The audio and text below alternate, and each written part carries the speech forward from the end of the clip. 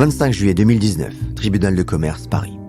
Le président du tribunal est à la table et regarde son dossier sur lequel est inscrit en grosses lettres Sonia Rykiel.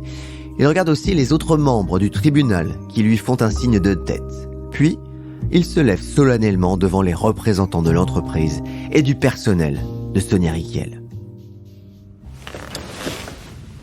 Au vu de l'absence de repreneur pour les activités de Sonia Rykiel suite à un appel à candidature lancé en mai dernier, et en accord avec la situation actuelle de l'entreprise, je prononce officiellement la liquidation judiciaire de l'entreprise Sonia Rykiel.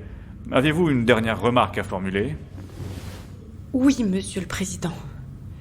C'est avec soulagement et tristesse que je prends acte de cette décision. Une décision qui est dure pour les 134 personnes que je représente. Je compte sur vous pour nous aider sur les compensations et les aides. Le représentant de l'entreprise, lui, ne dit rien et simplement hoche la tête. Mais le combat est fini. Maintenant, un nouveau combat s'ouvre pour Sonia Rykiel, son héritage.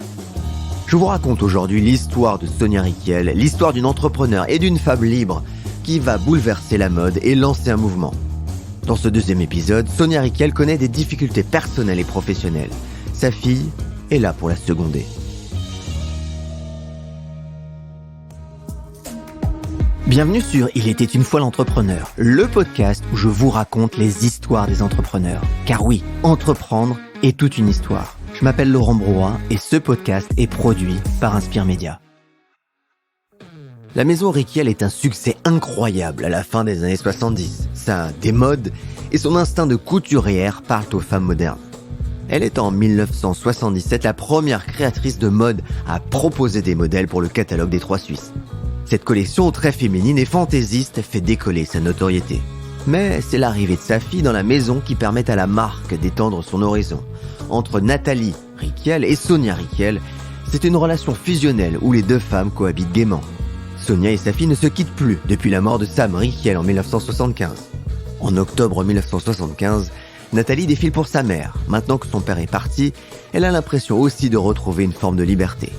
La salle bruisse du murmure des invités pour ce premier défilé Sonia Rykiel 1975. Nathalie est stressée et elle va voir sa mère dans les coulisses. Mais sa mère ne lui dit rien, aucun conseil. Elle devra se débrouiller seule. C'est une amie présente ce soir-là qui l'encourage. Allez Nathalie, c'est ton premier défilé, tu vas voir, ça va bien se passer.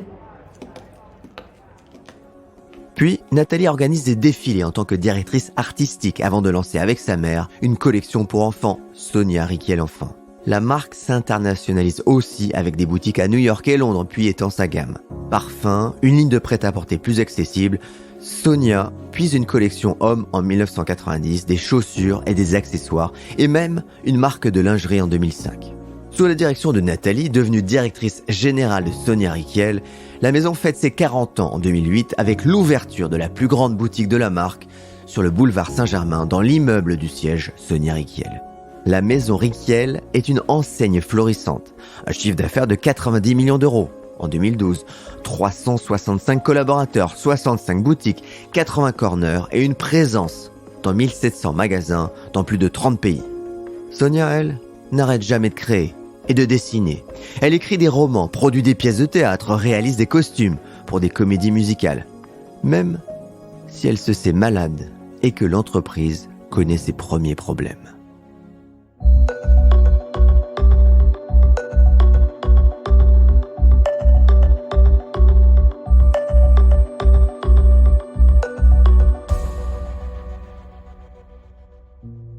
« 2008 est l'apogée pour la marque Sonia Rykiel qui commence alors à décliner.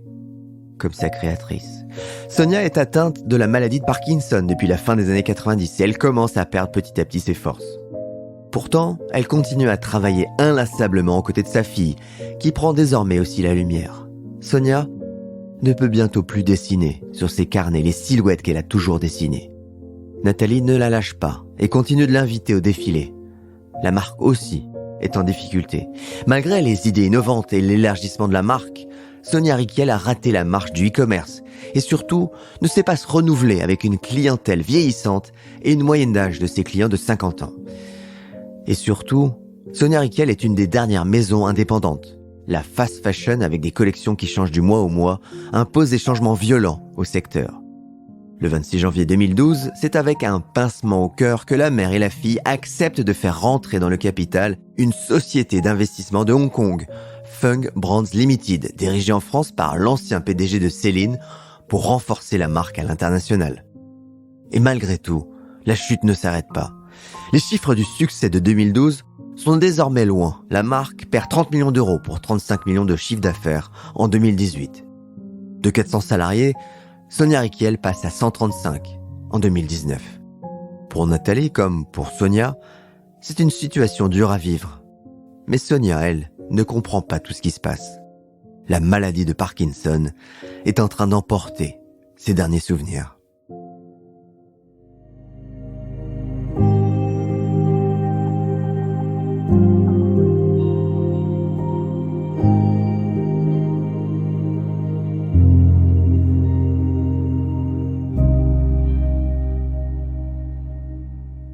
Depuis quelque temps, Nathalie s'est installée avec sa mère. Elle vit dans l'appartement juste en dessous. Depuis quelque temps aussi, Sonia est devenue le 4e enfant de Nathalie. 2015, Paris, appartement des Rykiel. Maman, tu peux m'apporter de l'eau, s'il te plaît? Mais maman, tu ne peux pas m'appeler maman. Nathalie s'arrête, quelques secondes, surprise.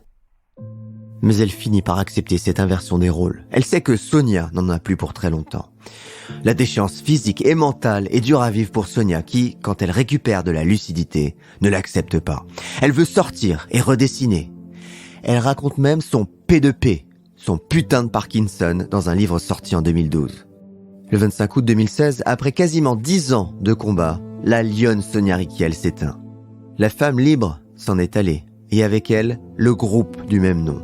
Malgré un investissement de 200 millions d'euros par le fonds de Hong Kong, la marque n'en finit pas de dégringoler. En 2016, c'est un quart des effectifs qui sont licenciés. Les directeurs artistiques se succèdent, mais rien n'y fait. En 2019, après la recherche de repreneurs, le tribunal de commerce siffle la fin de la partie. Mais la marque est tellement puissante que des repreneurs se décident à la racheter. Une renaissance pour Sonia ?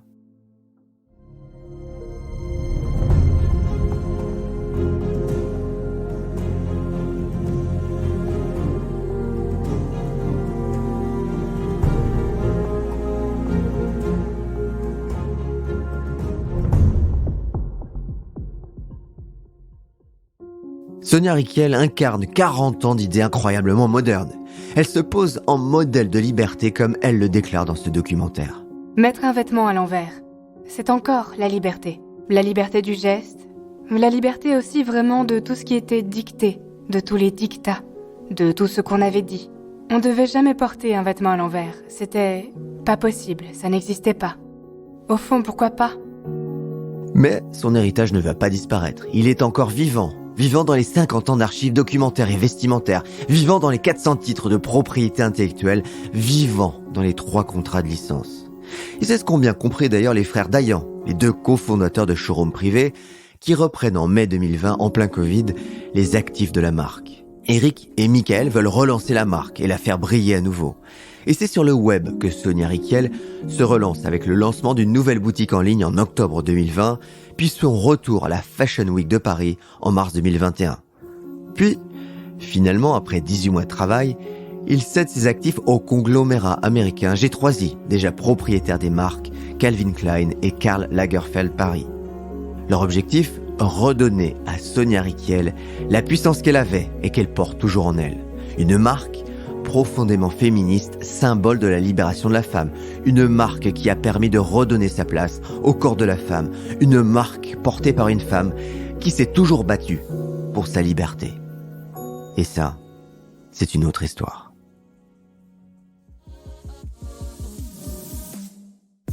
Merci pour votre fidélité. Alors, tant que j'y pense, ce podcast, c'est 3 jours de travail par épisode. Évidemment, tout ce travail, c'est une équipe derrière. Merci donc à Thibaut Viotte, Marie Camier, Sarah Brevet pour l'écriture et Frédéric Lukovicic pour le son, mais aussi tous les acteurs, puisqu'il y a beaucoup d'acteurs, vous l'avez entendu, qui interviennent dans les dialogues. Fabien, Gaël, Jean-François, Céline, bref, c'est une véritable équipe qui travaille pour vous faire les meilleurs épisodes. Pensez bien d'ailleurs à mettre des étoiles et à parler de ce podcast autour de vous si vous avez appris des choses ou si vous avez été inspiré. Et ça, c'est une autre histoire. Au prochain épisode.